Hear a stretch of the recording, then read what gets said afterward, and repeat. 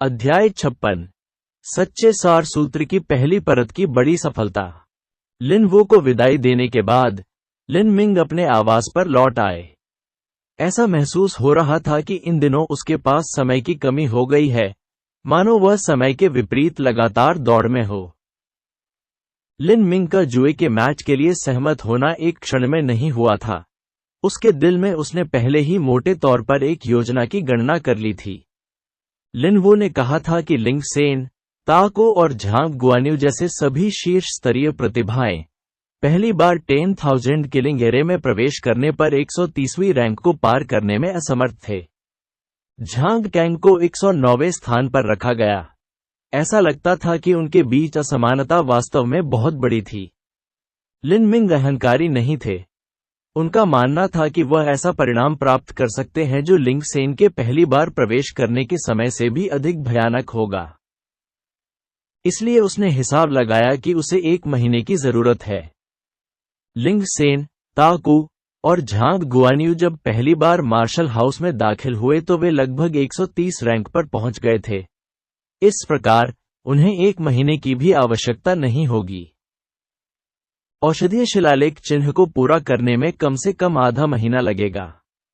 दूसरे आधे हिस्से का उपयोग धीरे धीरे गोलियों की प्रभावकारिता को अवशोषित करने और उसकी ताकत को मजबूत करने के लिए किया जाएगा। क्रिम्सन गोल्ड ड्रैगन मेरो पिल और गोल्डन स्नेक स्कारलेट पिल 2 कीमती गोलियां थीं जिन्हें पैसे से नहीं खरीदा जा सकता था।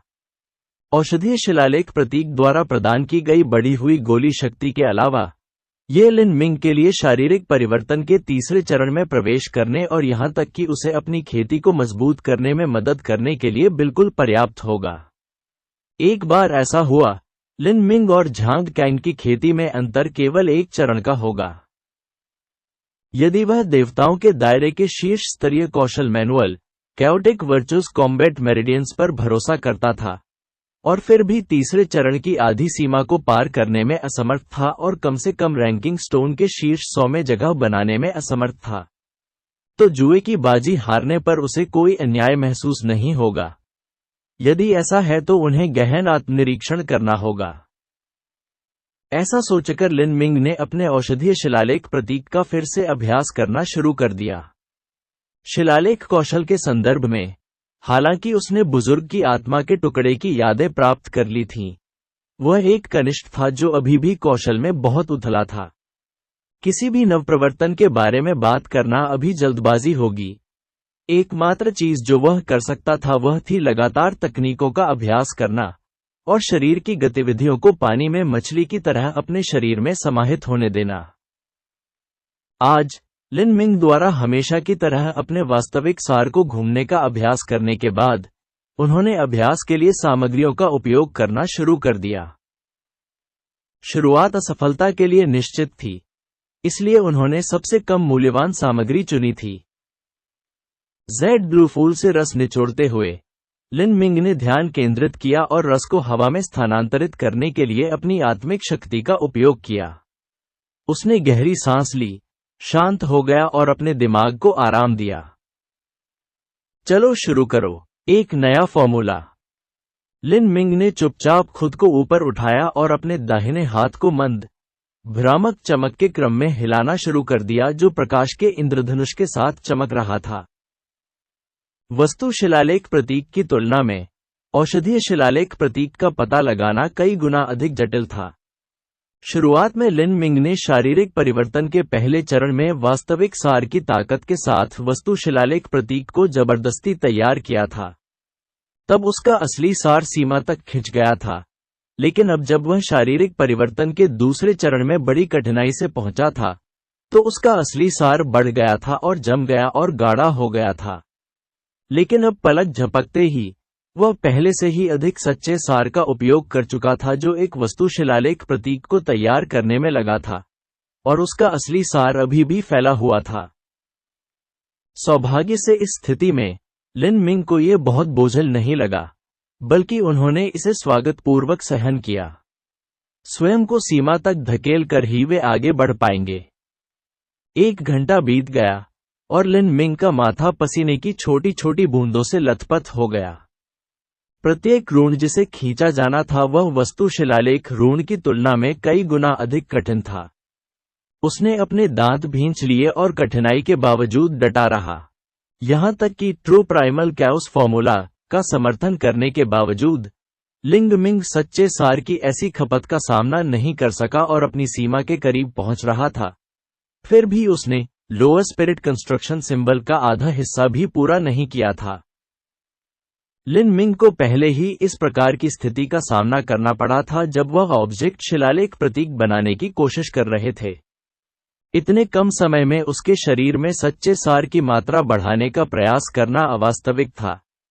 एकमात्र संभावित तरीका विफलता की दर को कम करना, तकनीकों में अपने कौशल को बढ़ाना और जितना संभव हो सके उतना सच्चा सार बचाना था। वह अब इसका समर्थन नहीं कर सका। पेंग! एक विस्फोट की आवाज थी और लिन मिंग के सामने कई शिलालेख प्रतीक शानदार आतिशबाजी की तरह जोर से फूटे। इन आतिशबाजियों के चमकने के बाद गहरा अंधेरा छा गया। शाम हो गई है। लिन मिंग ने एक सांस छोड़ी और अपने बिस्तर पर बैठ गया। कमरा बहुत शांत और शांतिपूर्ण था और लिन मिंग उसकी सांस लेने और दिल की धड़कन की आवाज सुन सकता था। वह बहुत थक गया था। लिन मिंग अपने बिस्तर पर पीछे की ओर फैल गया, यहां तक कि अपनी उंगलियां हिलाने में भी उसे आलस आ रहा था। पिछले कुछ महीनों में उसने शिलालेख तकनीकों का अभ्यास किया था। उसने लगातार अपनी आत्मा की शक्ति को सीमा तक बढ़ा दिया था। फिर भी उसने कभी इतना थका हुआ महसूस नहीं किया था जितना कि अब कर रहा है। उसके भीतर ट्रू प्राइमल कैओस फॉर्मूला को घुमाने की ताकत भी नहीं थी। यदि उसका असली सार झील के पानी जैसा था, तो यह औषधीय शिलालेख प्रतीक एक भयानक गर्म और शुष्क रेगिस्तान था, जहां उसके असली सार की आखिरी बूंद भी चूसकर साफ कर दी गई थी। मैं सोना चाहती हूं। यद्यपि यदि वह इस समय अभ्यास करता तो उसके अच्छे परिणाम होते। उसकी आत्मिक शक्ति और सच्चे सार का उपभोग बहुत गंभीर था, और यह एक थका हुआ एहसास लेकर आया जिसने उसे अपनी आत्मा पर ध्यान केंद्रित करने में असमर्थ बना दिया। सही, असली सार पत्थर। वह अप्रत्याशित रूप से उनके बारे में भूल गया था। इनके साथ, यदि उसने अपने वास्तविक सार को पूरक करने के लिए इन सच्चे सार पत्थरों का उपयोग किया, तो क्या ये सही नहीं होगा? लिन मिंग को बैठने के लिए संघर्ष करना पड़ा। जब उन्होंने व्याख्यान में भाग लिया था तो उन्हें 10 सच्चे सार पत्थर प्राप्त हुए थे। उसने अपने बैग से एक निकाला और लालच से शुद्ध सच्चे सार को आत्मसात करना शुरू कर दिया। उसके हाथ के छिद्रों से समृद्ध सच्चा सार निरंतर एक स्थिर धारा में बहता रहता था। क्योंकि लिन मिंग ने अभी तक पल्स कंडेंसेशन अवधि हासिल नहीं की थी, उसके पूरे शरीर के टैंडन उसके एक्यूपंक्चर बिंदुओं और मेरिडियन को अवरुद्ध कर रहे थे, और सच्चा सार केवल उसके छिद्रों के माध्यम से प्रवेश कर सकता था और धीरे धीरे वहां से बह सकता था। यदि उसके भीतर सच्चे तत्व के प्रवाह की तुलना करें तो वह कीचड़ युक्त दलदल के समान था। शरीर के शिरोबिंदु जहां ऊर्जा का संचार होता था, वहां बहुत विशाल था। यह बस अतुलनीय था। यही कारण है कि एक मार्शल कलाकार की पल्स कंडेंसेशन अवधि में सफलता इतनी महत्वपूर्ण छलांग थी। वास्तविक सार के साथ उसके शरीर में लगातार विलीन होने के साथ, लिन मिंग का शरीर एक सूखे बेसिन की तरह था जिसे एक बुदबुदाते झरने द्वारा डाला जा रहा था। यह अवर्णनीय रूप से ताज़ा और आरामदायक एहसास था, और उसकी थकान पूरी तरह से गायब हो गई। लिन मिंग ने ट्रू प्राइमल कैओस फॉर्मूला को घूमना शुरू किया और अपने शरीर में धीरे धीरे सच्चे सार के प्रवाह का मार्गदर्शन किया। हालांकि ट्रू प्राइमल कैओस फॉर्मूला एक शीर्ष स्तरीय गुणवत्ता वाली सच्ची सार विधि थी। इस स्थिति में मेरिडियन अभी तक नहीं खुले थे, इसलिए सच्चे सार की परिसंचरण गति सीमित थी। जैसे जैसे सच्चा सार बार बार घूमता गया, वह एकत्रित होने लगा। उसके शरीर में रक्त संचार तेजी से तेज होने लगा। इसी तरह आधा घंटा बीत गया। लिन मिंग के शरीर के भीतर सच्चे सार की परिसंचरण गति तेज होने लगी, जब तक कि यह अंततः अतीत की शीर्ष गति को पार नहीं कर गई। यह कैसे हो सकता है? लिन मिंग आश्चर्यचकित थे और उन्होंने ट्रू प्राइमल कैओस फॉर्मूला को घुमाना जारी रखा और परिसंचरण की गति तेज होती रही।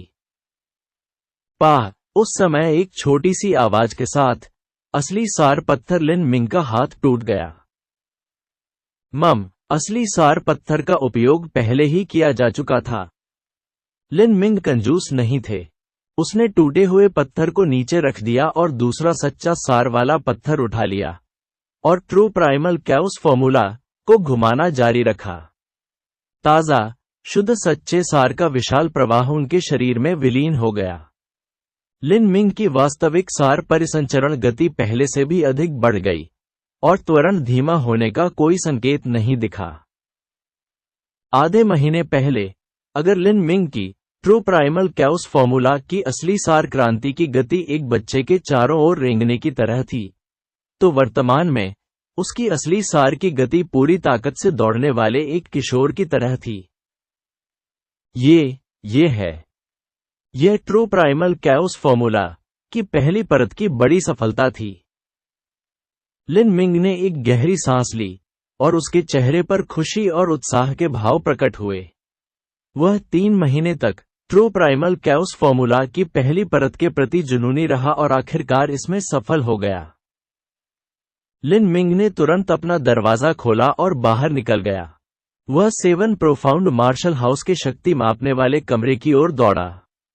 स्कूल में दाखिले के दौरान जब उन्हें जेड स्लिप मिली थी तो उसमें शक्ति माप कक्ष का परिचय दर्ज था। 7 प्रोफाउंड मार्शल हाउस का कोई भी शिष्य अपनी ताकत मापने के लिए इसके अंदर पत्थर की गोलियों का उपयोग कर सकता था। ट्रू प्राइमल कैओस फॉर्मूला की पहली परत में बड़ी सफलता हासिल करने के बाद लिन मिंग को ये जानने की इच्छा हो रही थी कि वह कितना मजबूत हो गया है। अध्याय 57 रैंकिंग युद्ध। काफी रात हो चुकी थी। मार्शल हाउस के शिष्य या तो अपने अपने कमरों में खेती कर रहे थे या सो गए थे। सड़कों पर अभी भी कुछ ही आवारा लोग थे। लिन मिंग ऐसे चला मानो वह आधी उड़ान भर रहा हो और तेजी से ताकत मापने वाले कमरे में पहुंच गया। शक्ति मापने वाले कमरे में कोई नहीं था, केवल एक बूढ़ा आदमी जो अपने पास एक छोटा सा टिमटिमाता हुआ दीपक लेकर दरवाजे की रखवाली कर रहा था। वह एक कमजोर कुर्सी पर थक कर लेटा हुआ था और थोड़ा उनींदा लग रहा था। लिन मिंग ने उसका अभिवादन किया, फिर उसके पास से कमरे में चला गया। अंदर पत्थर के खंभों की एक पंक्ति थी जिनका उपयोग ताकत मापने के लिए किया जाता था। वे सभी पूरी तरह खाली थे। एक सामान्य व्यक्ति अपनी ताकत का परीक्षण करने के लिए इतनी रात तक इधर उधर नहीं बैठा रहेगा।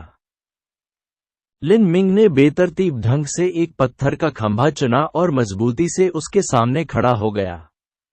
उसने अपनी आंखें बंद कर लीं, अपने शरीर को ढीला छोड़ दिया और ट्रू प्राइमल कैओस फॉर्मूला को चरम सीमा तक घूमने दिया। लिन मिंग ने अचानक मुक्का मारा और उसका पहला मुक्का पत्थर के खंभे पर गिरते ही टूटते तारे जैसा लग रहा था। पेंग! पत्थर का खंभा बेतहाशा हिल गया और यहां तक कि लिन मिंग के पैरों के नीचे की जमीन भी थोड़ी हिल गई। प्रकाश किरण रुकी नहीं क्योंकि वह कई बार उछली। 2700, 2800, 2900, 3000, 3200, 3200 जिन्स। लिन मिंग ने चमकती आंखों से सांस ली। 500 जिन ताकत। ट्रू प्राइमल कैओस फॉर्मूला ने छोटी सफलता से लेकर बड़ी सफलता तक उसकी ताकत 500 जिन्स तक बढ़ा दी थी। एक साधारण मार्शल कलाकार के लिए 500 जिन्स अक्सर चरणों के बीच का अंतर होता था, लेकिन ट्रू प्राइमल कैओस फॉर्मूला वास्तव में केवल अराजक गुणों का मुकाबला मेरिडियन का हिस्सा था जो सच्चे सार को घूमता था। ये सब कुछ नहीं था। अराजक गुण मुकाबला मेरिडियन वास्तव में देवताओं के दायरे के शीर्ष स्तरीय शारीरिक परिवर्तन कौशल मैनुअल होने के योग्य था।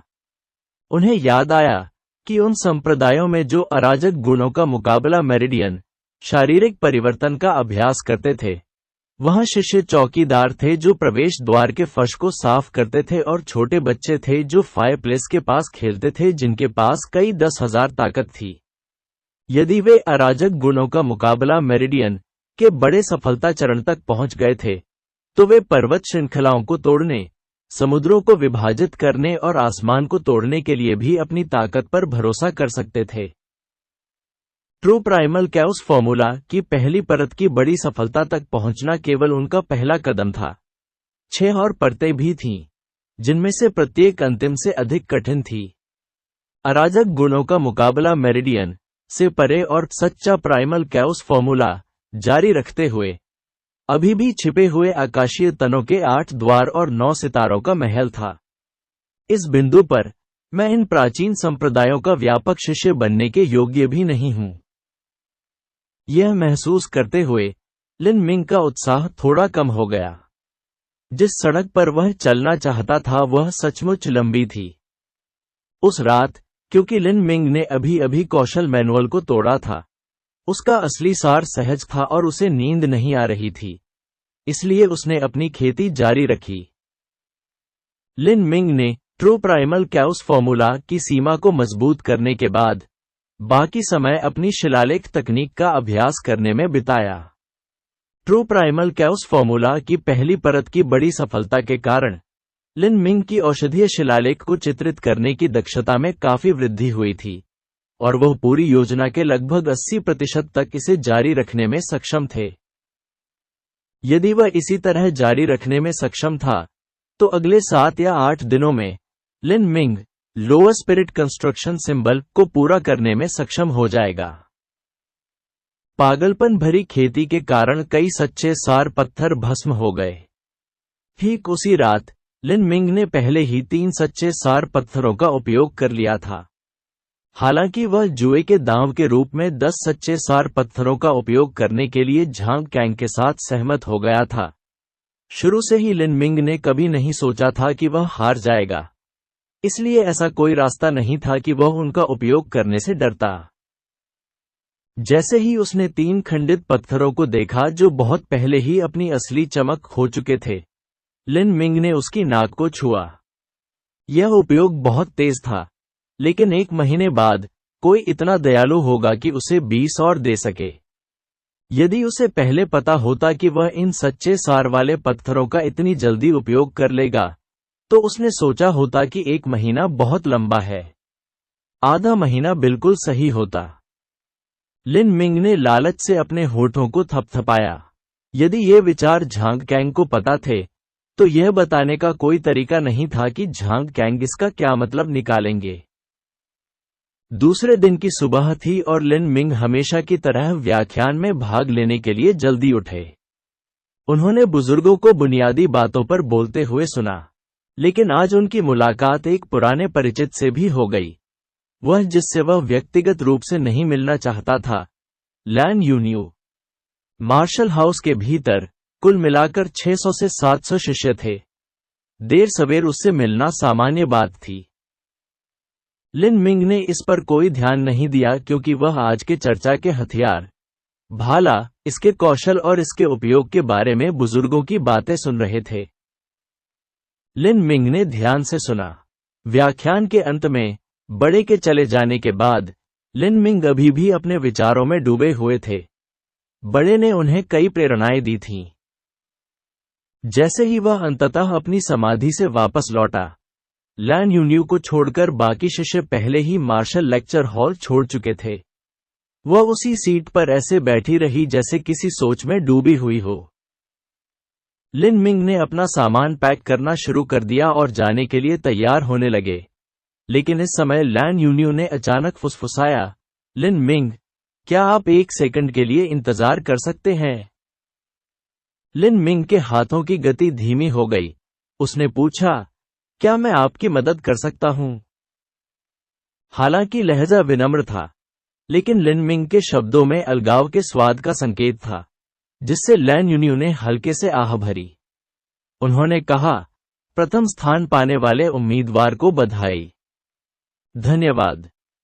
लैन यूनियो के बोलने के बाद एक लंबी चुप्पी छा गई और दोनों के बीच माहौल थोड़ा अजीब होने लगा। उद्धरण चिन्ह ...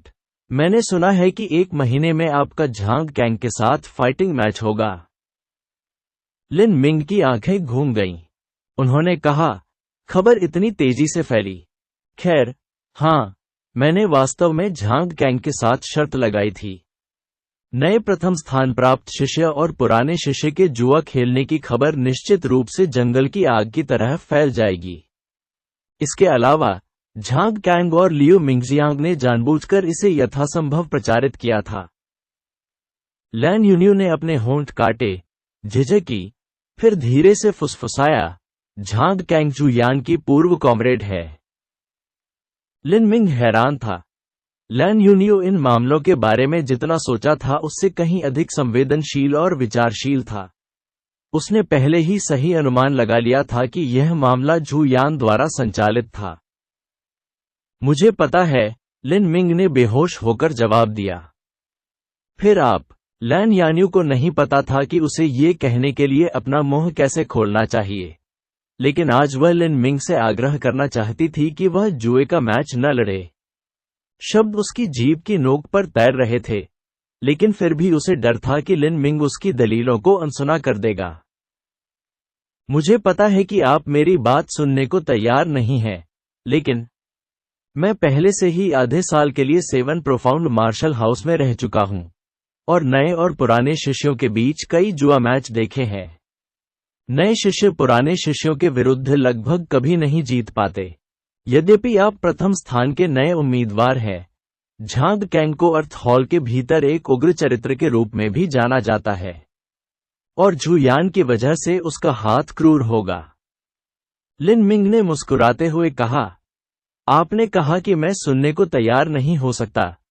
क्या आपका मतलब यह है कि आप नहीं चाहते कि मैं फाइटिंग मैच में जाऊं?